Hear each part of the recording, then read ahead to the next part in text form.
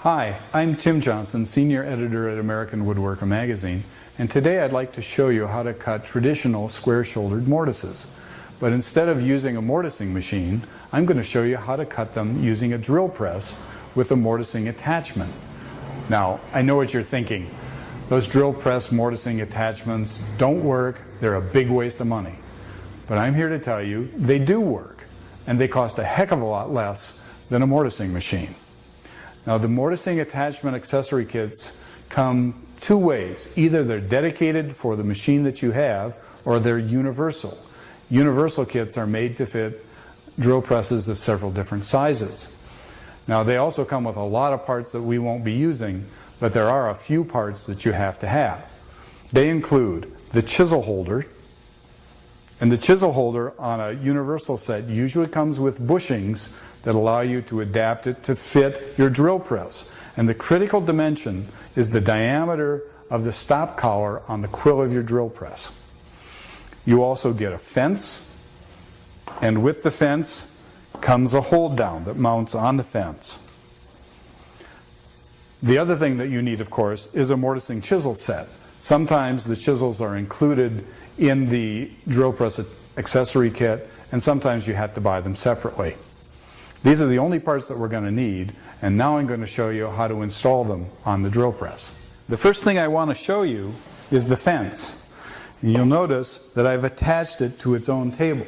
It's very simple to do. You just have to drill a couple holes, install some bolts, add wing nuts, and tighten it down. The reason that I do this is because it makes the fence much easier to adjust. Now we're going to install the chisel holder.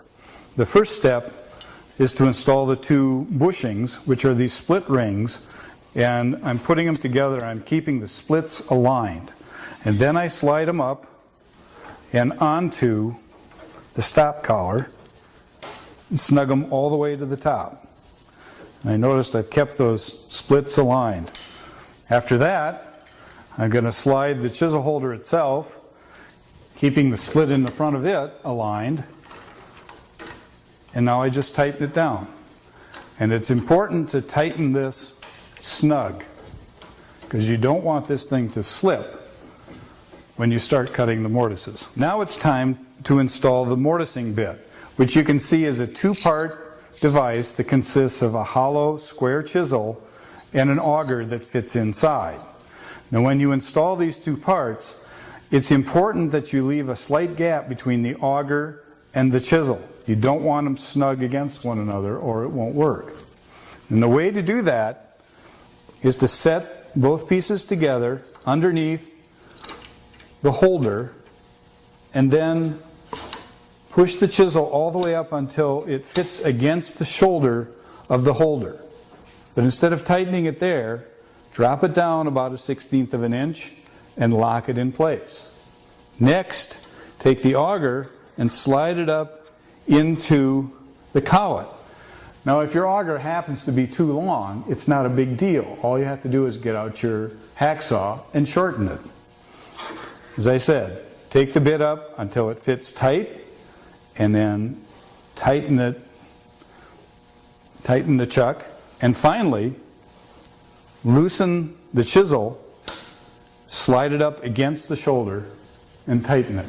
Now we've got the correct clearance between the auger and the chisel. The next thing I want to do is to add a little bit of dry lube between the auger and the chisel. Then I'm going to test to make sure that the auger is properly centered. If it was not centered, we'd hear a horrible squeak. This looks good.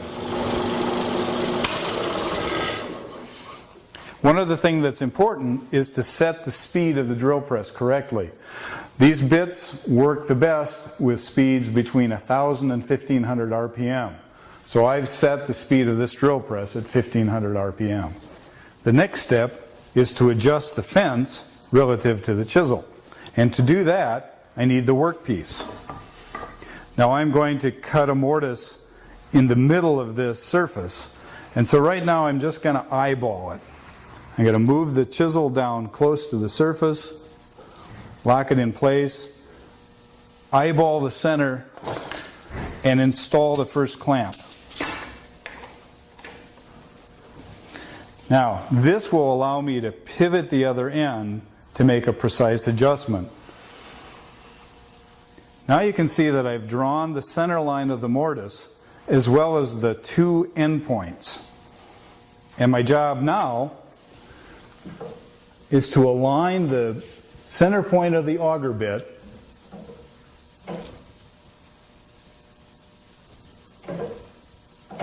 with the center line that I've drawn on the workpiece. Right there.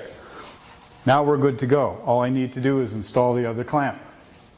The next step is to set the depth of cut. You'll notice on the end of the workpiece I've drawn a line that indicates the bottom of the mortise.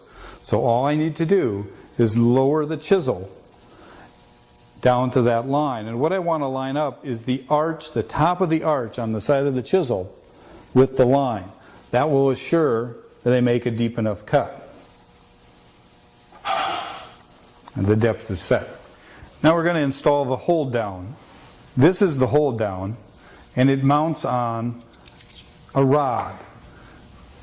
And it's important that the rod have a flat back so you can really tighten the hold down and also tighten the rod at its mounting point in the fence.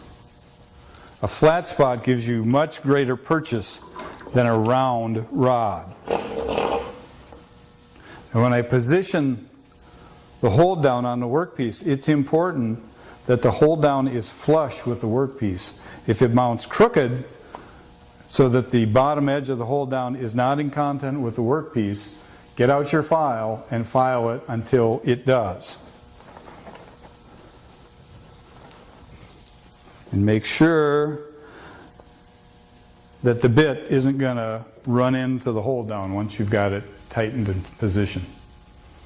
The accessory sets come with these U-shaped rods which are meant to snug the workpiece against the fence to keep it from moving back and forth, just like we've used the hold down to hold it firmly against the work table. But rather than use these guys, I prefer just to use a board with a jointed square edge. And I just clamp this guy in position at both ends. Once I've snugged it against the workpiece and the workpiece against the fence. And the advantage of this now, once I've got it in position, is that after, when I'm cutting my mortises, all I need to do to reposition the piece is loosen the hold down, and I'll be able to slide the piece back and forth, tighten the hold down, and I'm good to go. And I know that it's held in exactly the right position. Mortising puts an awful lot of pressure on the table of the drill press. So to keep it from flexing, we're going to add a support underneath it.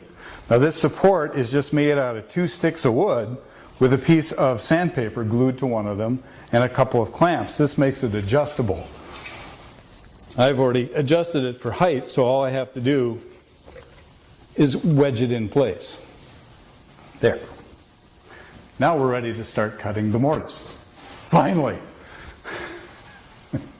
All right, now we're going to move the workpiece into position to cut the first mortise. The first thing I have to do is loosen the hold down, and now I can slide the whole workpiece back into position.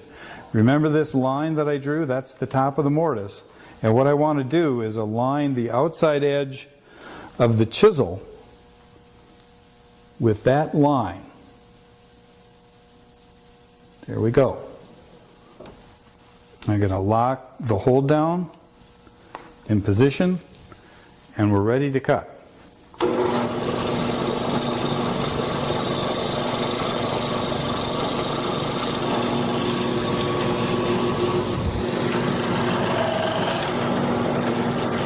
That's the first mortise.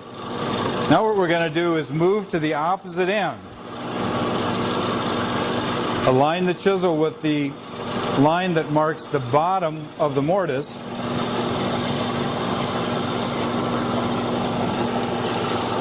Lock the hold down in place. And now we're going to establish the mortise at the other end.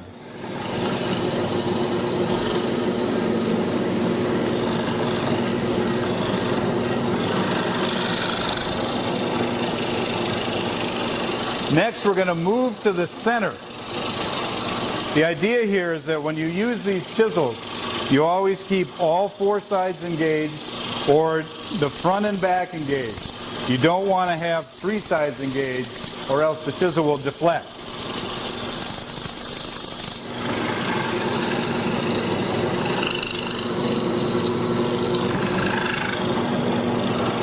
Now I'm going to clean up the areas in between the full mortises that I've cut. The only important thing is that the center spur of the auger engage the wood that you're going to remove. One more cut.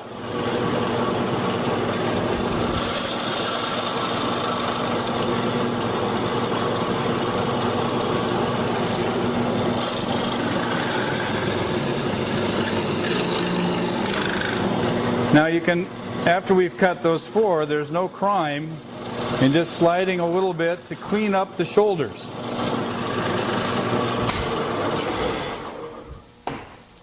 I'm going to remove the hold down. And there's our mortise.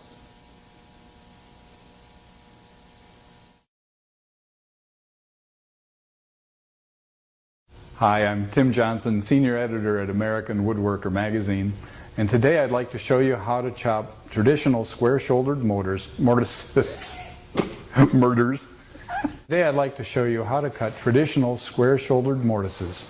But instead of using a drill press, everything we've done so far has been done to hold this workpiece absolutely dead.